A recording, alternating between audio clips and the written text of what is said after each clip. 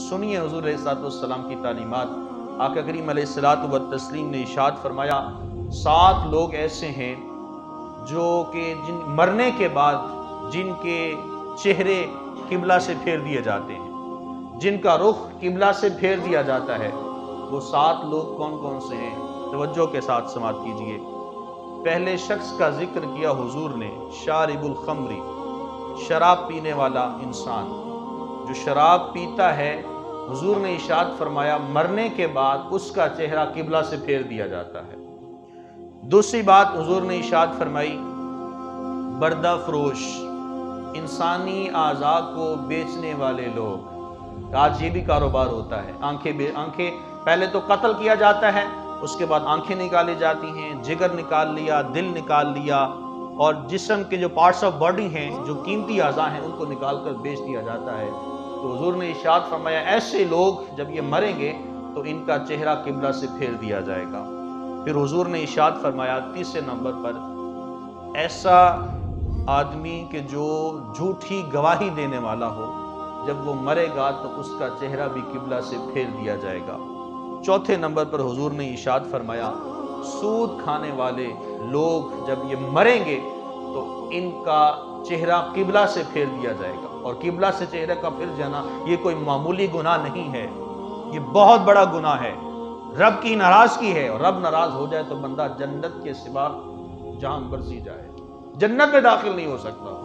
جب رب ناراض ہو گیا، رب سے منہ پھیر لیا گیا، رب نے منہ موڑ کر دوسری طرف کر دیا تو بندہ جنت میں نہیں جائے گا، جنت کے علاوہ جہاں مرضی جائے گا۔ اور جنت کے علاوہ کہاں جائے گا اس کا آپ کو بخوبی علم ہے۔ حضور نے ارشاد فرمایا سود کھانے والے لوگ ان کا چہرہ قبر میں قبلہ سے پھیر دیا جائے گا۔ آقا کریم صلی اللہ علیہ وسلم نے ارشاد فرمایا جو لوگ سود کھاتے ہیں ان کے اوپر 70 درجات کے گناہ ہوتے ہیں، 70 قسم کا اس کے اندر وبال ہے، گناہ ہے۔ ان میں سے سب سے ادنا گناہ یہ ہے کہ اپنی ماں کے ساتھ منہ کالا کرنا ہے، یہ سب سے بڑا گناہ ہے۔ جن لوگوں کی ایک عادت بن چکی ہے سود کھانا، 4 باتیں حضور نے ارشاد فرمائی، سود لینے والا، سود دینے والا، لینے والا اور جس کو دیا گیا وہ، اور اس کے بعد سود پر گواہ بننے والا، اور چوتھی بات سود لکھنے والا۔ 4 باتیں، 4 انسان حضور نے فرمایا جہنمی ہیں۔ صحیح حدیث سے آپ کے سامنے عرض کر رہا ہوں میں، 4 لوگ، سود دینے والا، سود لینے والا، سود لکھنے والا، سود پر گواہ بننے والا، حضور نے فرمایا 4 لوگ جہنمی ہیں۔ اور دوسرے مقام پہ حضور نے ارشاد فرمایا الراشی والمرتشی کلاہما فی النار، رشوت لینے والا دینے والا دونوں جہنمی ہیں، لیکن یہاں لوگ خوش ہو رہے ہوتے ہیں۔ رشوت دینے والا کہہ رہا ہوتا ہے چلو رشوت دے دیے میرا کام ہو گیا، جو رشوت لے رہا ہوتا ہے وہ یہ سوچ رہا ہوتا ہے کہ چلو میرے پاس پیسے آ گئے، جبکہ حضور نے ارشاد فرمایا دیا دونوں جہنمی ہیں۔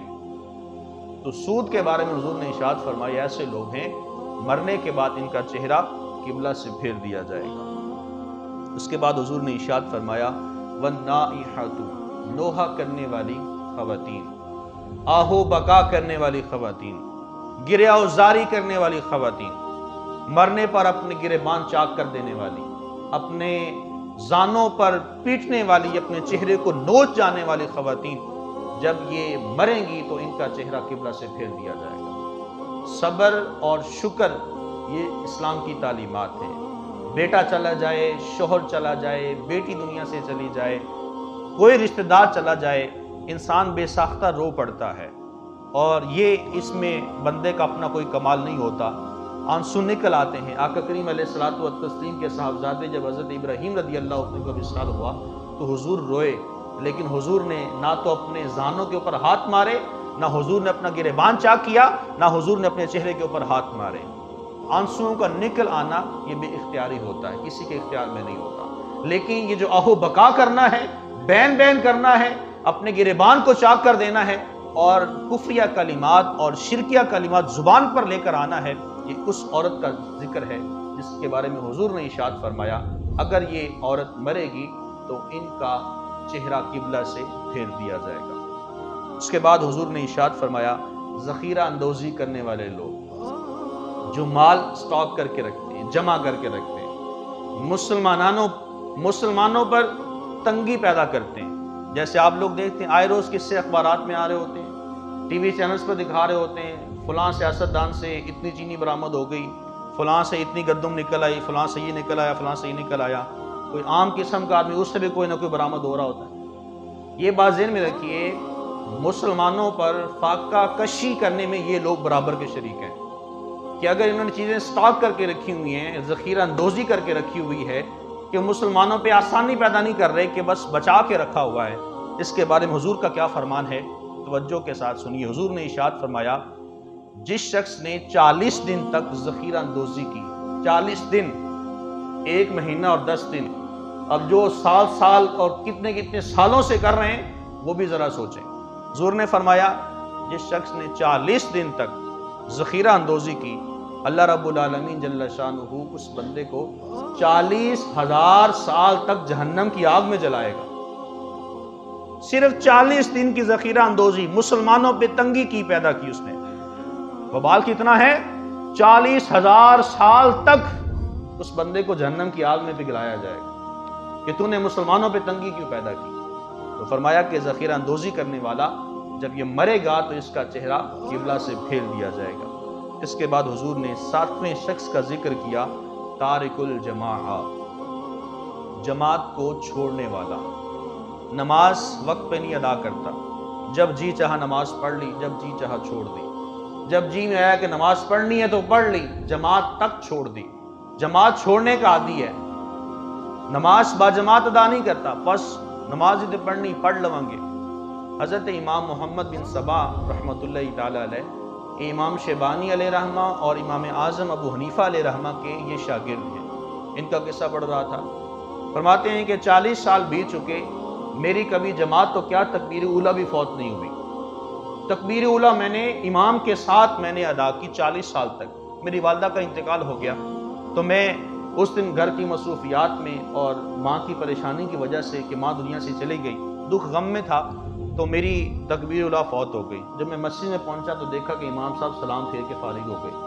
میں اتنا پریشان کہ 40 سال تک میری کوئی نماز نہیں چھوٹی، میں نے تکبیر اولیٰ میری فوت نہیں ہوئی، آج میری پوری نماز چلی گئی. کہتے ہیں میں بہت پریشان ہوا. فرماتے ہیں کہ میں نے سن رکھا تھا اگر ایک بندہ مومن جماعت کے ساتھ نماز ادا کرے، اللہ اس کو 25 یا 27 نمازوں کا ثواب عطا فرماتا ہے. تو میرے دل میں خیال آیا کہ چلو میں 27 نمازیں پڑھ لیتا ہوں یا 25 پڑھ لیتا ہوں. ایک روایت میں 25 کا ذکر اور دوسری روایت میں 27 کا ذکر آتا ہے. فرماتے ہیں کہ جب میں نے نماز پڑھنا شروع کی تو 25ویں مرتبہ جب میں نماز پڑھ رہا تھا، وہی ایک نماز بار بار پڑھتے 25ویں بار جب میں نماز پڑھ رہا تھا، ہاتف سے آواز آ گئی، غائبانہ آواز آئی، اے محمد بن صبا کیا کر رہے ہو؟ تم 25 وارشی نماز کو پڑھ رہے ہو. جب امام نماز پڑھاتا ہے وَلَضَّالِّينَ تک پہنچتا ہے، اس پر جو فرشتے آمین کہتے ہیں وہ کہاں سے لے کے آؤ گے؟